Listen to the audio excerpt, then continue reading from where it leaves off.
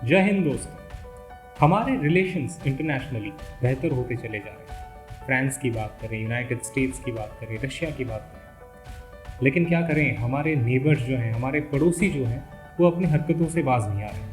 पहले चाइना, जिसकी बात ना करें तो बेहतर, और अब पाकिस्तान। गिलगित बल्तिस्तान का जो एरिया है, जो डिस्प्यूटेड एरिया है, उसको प्रोविंशियल स्टेटस देने के लिए इमरान खान ने एक ऑफिशियल स्टेटमेंट जारी की और ऐसा माना जा रहा है कि उसको इलीगली प्रोविंशियल स्टेटस दे भी दिया गया। हम इस चीज़ को इलीगल क्यों बोल रहे हैं, आइए जानते हैं। इस वीडियो में पूरी घटना पर नज़र डालते हैं और ये भी जानते हैं कि इसके पीछे की घटना क्या है। आइए जानते हैं इस वीडियो।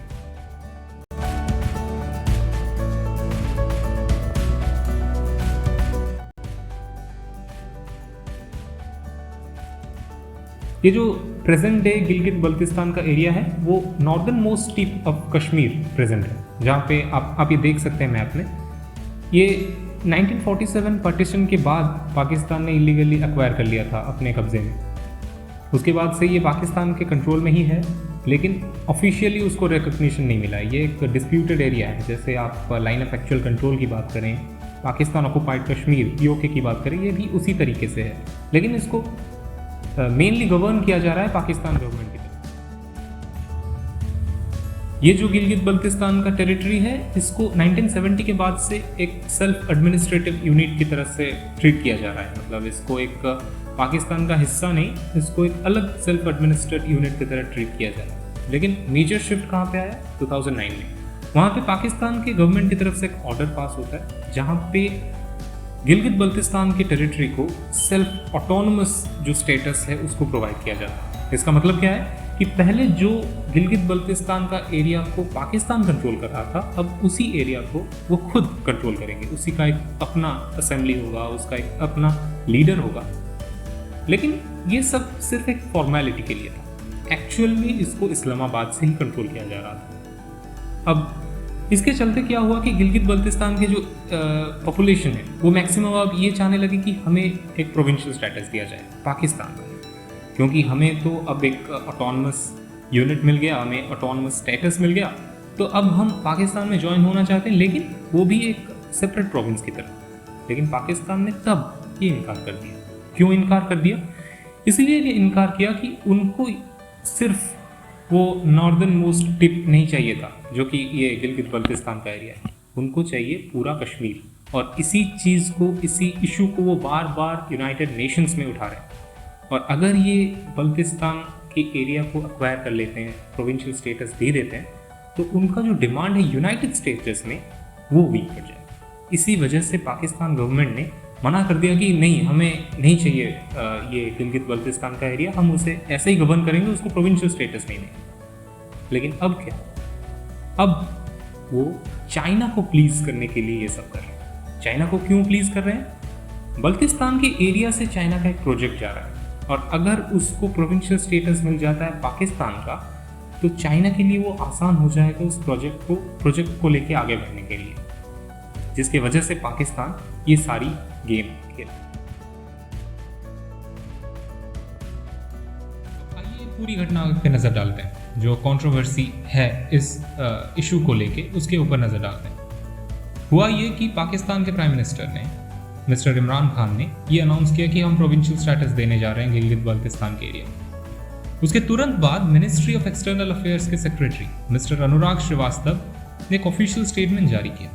उसमें उन्होंने ये बताया, ये लिखा कि ये जो सारा गेम खेल रहे हो ना आप, प्रोविंशियल स्टेटस का, गिलगित बल्तिस्तान के एरिया को प्रोविंशियल स्टेटस देने का जो गेम है, ये बेसिकली इसका सोल पर्पस ये है कि वहाँ पे जो इलीगल एक्टिविटीज़ आपकी चल रही है, उसको आप कैमोफ्लेज करना चाहते हो, उसको आप छिपाना चाहते हो। अब ये क्या है इलीगल एक्टिविटीज़? ये टेररिज्म की बात नहीं है। ये इलीगल एक्टिविटीज़ ये है कि उस एरिया के जो लोग हैं, उनसे उनकी बेसिक ह्यूमन राइट्स छीनी जा रही है, उनसे उनका फ्रीडम छीना जा रहा है, वहाँ पे ट्रैफिकिंग हो रही है, ह्यूमन ट्रैफिकिंग हो रही है। और ये सारी जो चीज़ें हैं, ये पिछले 7 डिकेड से हो रही है, पिछले 70 साल से हो रही है। और इसी चीज़ को छुपाने के लिए आप ये प्रोविंशियल स्टेटस देने की बात कर रहे हैं। उन्होंने यहाँ तक कहा कि आप ये सारी जो इंडियन टेरिटरी को और सारी जो डिस्प्यूटेड टेरिटरी को अपने टेरिटरी में शामिल करने की बजाय आप ये जगह को जल्दी से जल्दी वैकेट कीजिए, जल्दी से जल्दी इस गिलगित बल्तिस्तान एरिया को खाली कीजिए। ये जो सारी हरकतें हैं ना पाकिस्तान की, ये पहली बार नहीं है। दूसरों के टेरिटरी को अपना टेरिटरी बताना, इंडिया के टेरिटरी को अपने पॉलिटिकल मैप में शामिल करना, पाकिस्तान ऑक्युपाइड कश्मीर को अपना बताना, कश्मीर को अपना बताना, ये सारी चीज़ें नई नहीं है। जब आर्टिकल 370 स्क्रैप किया गया इंडिया से, जहाँ पे जम्मू एंड कश्मीर का जो स्पेशल स्टेटस उसको हटाया गया, तब उसके बाद ही पाकिस्तान ने एक पॉलिटिकल मैप अपना जारी किया। उसमें उन्होंने जम्मू एंड कश्मीर को अपना बताया, अपना शो किया उसमें कि पाकिस्तान का है, जम्मू एंड कश्मीर का है, जो कश्मीर का पर्टिकुलरली एरिया वो पाकिस्तान का उसमें पोर्ट्रे किया गया। उसके बाद उन्हीं के जो लोकल पॉलिटिकल पार्टीज हैं उन्होंने उनको कंडेम किया कि आप ये क्या कर रहे हो, आप ना ही हमारे देश के लोगों की क्लैरिफिकेशन दे रहे हो, ना ही किसी डिस्प्यूटेड एरिया को लीगली एक्वायर कर रहे हो। तो ये सारी जो चीज़ें हैं ये पाकिस्तान से नई नहीं है और ये एक्सपेक्टेड भी हैं कि ये सारी चीज़ें वो करेंगे। लेकिन यहाँ पे जो मेजर चीज़ ये आती है कि इंडियन गवर्नमेंट उन्होंने एक अच्छा स्टेप लिया, तुरंत ही इस चीज़ को कंडेम।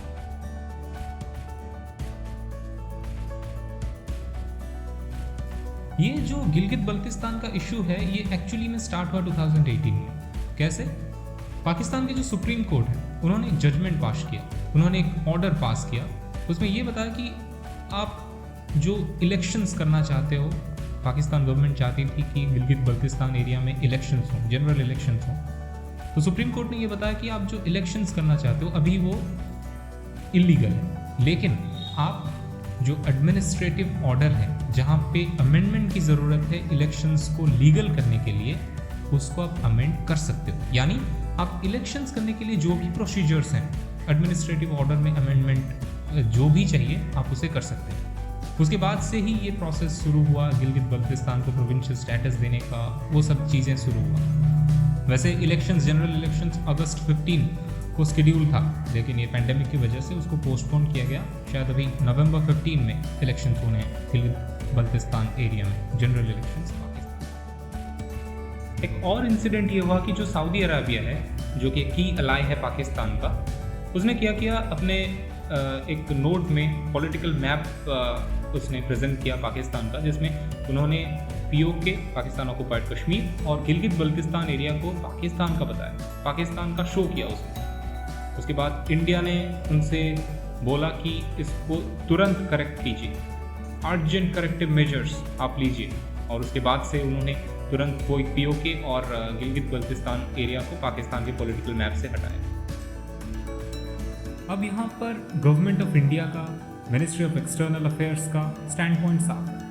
हम किसी भी हालत में इस इलीगल एक्टिविटीज़ को प्रोत्साहन नहीं देने वाले, हम किसी भी हालात में इन सारी चीज़ों को टॉलरेट नहीं करने वाले। उन्होंने 1 नवंबर को एक ऑफिशियल स्टेटमेंट जारी किया जहाँ पे उन्होंने डिटेल में ये बताया कि ये सारी जो चीज़ें हैं ये इलीगल हैं। आप सारी जो इलीगल एक्टिविटीज़ हैं, इनह्यूमन एक्टिविटीज़ हैं जो उस एरिया में आप कर रहे हैं, गिलगित बल्तिस्तान के एरिया में, उसको छुपाने के लिए ये सारी चीज़ें कर रहे हैं। तो उसके बाद मिनिस्ट्री ऑफ एक्सटर्नल अफेयर्स ने ये भी बताया कि उस एरिया को जल्दी से जल्दी वैकेट किया जाए।